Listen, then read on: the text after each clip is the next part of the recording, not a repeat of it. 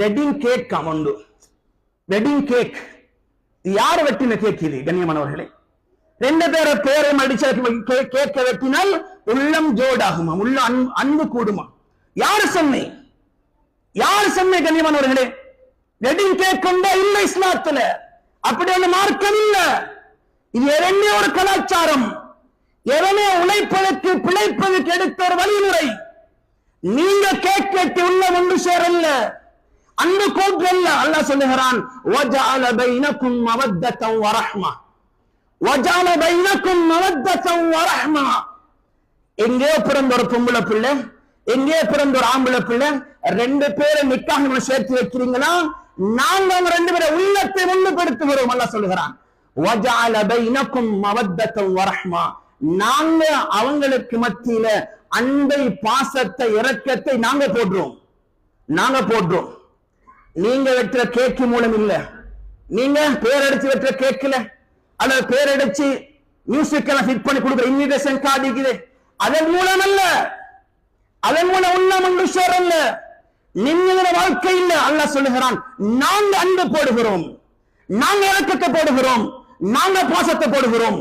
மவத்தா வரஹ்மா 2 அர்த்தம் சொல்றார்கள். உண்டு மவத்தா என்று சொன்னால் கல்யாணம் முடிச்ச புதுசில வார அன்பம், அது எல்லாருக்கும் கிடைக்கும். அந்த அன்பு புதுசில பாருங்க, டார்லிங் என்றுவான், தங்கம் என்றுவான், செல்லம் என்றுவான். போக போக எப்படி போகும்? அது டார்லிங் டாடியா போய் முடியும். இது ஆரம்பத்து வர முஹப்பத். தின்ன மாட்டான் வரங்காட்டியும், அவ வரங்க இவர் தின்ன மாட்டா, தூங்க மாட்டா, அப்படி வர முஹப்பத். ஆரம்பத்த முஹப்பத் அது மவத்தா. 2வது இன்றைக்கு ரஹ்மா. அது எப்ப தெரியுமா?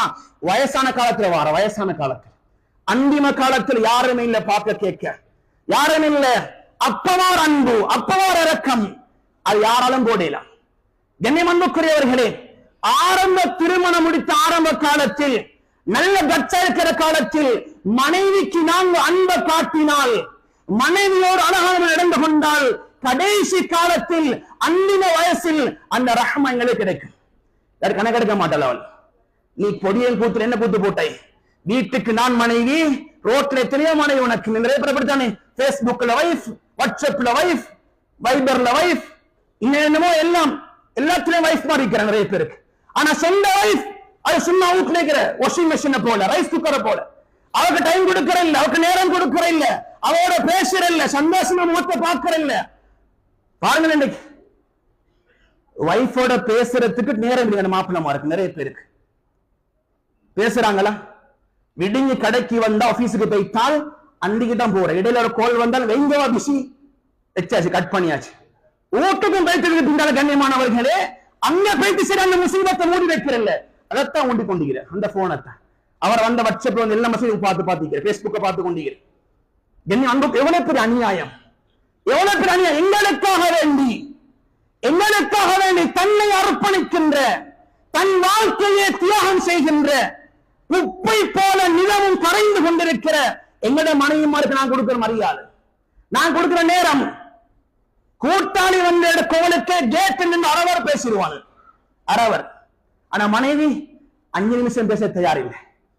கண்ணியமா அன்புக்குரியவர்களே, எங்கட மனைவிக்கு நாங்க நேரம் கொடுக்கலண்டா, எங்கட மனைவிக்கு நாங்க நேரம் கொடுக்கலண்டா, அவ வேற இடத்துல நேரம் எடுத்துக்கொள்வான், அவ வேற இடத்துல நேரம் எடுத்துக்கொள்வான்.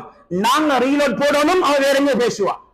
எப்ப தெரியுமா? நாங்க நேரம் எடுக்கல என்றால், நாங்க டைம் கொடுக்கல என்றால். எனவே கண்ணியம் அன்புக்குரிய சங்கியானவர்களே, எங்கட மனைவி அவள் எங்களுக்காக வாழ்பவள், எங்களுக்காக இருக்கக்கூடியவள். நபி சொன்னார்கள், பெண்கள் விடயத்தில் ரொம்ப கவனமா நடந்து கொள்ளுங்கள். ஏன் தெரியுமா? அல்லாஹ்வை முன்வைத்து அவருடைய கற்பை ஹலாலாக்கி இருக்கிறீர்கள் கபில்த்து சொல்லி. அந்த கபில்த்து ஒரு வார்த்தைக்காக உங்களுக்கு பல வருடம் கட்டி காத்த கற்பை தியாகம் செஞ்சிருக்கிறாள். எனவே துரோகம் செய்ய வேண்டாம், அவர்களை மதியுங்கள். அவர்களுக்கு அந்தஸ்து இருக்கிறது, கண்ணியம் இருக்கிறது, அவர்களை மதித்து நடங்கள். இன்றைக்கு எங்கட தேவை எப்படியோ அதை போல் அவங்களோட தேவையும் இருக்குது. அதையும் பார்க்கணும் கண்ணியமானவர்களே, சங்கியானவர்கள்.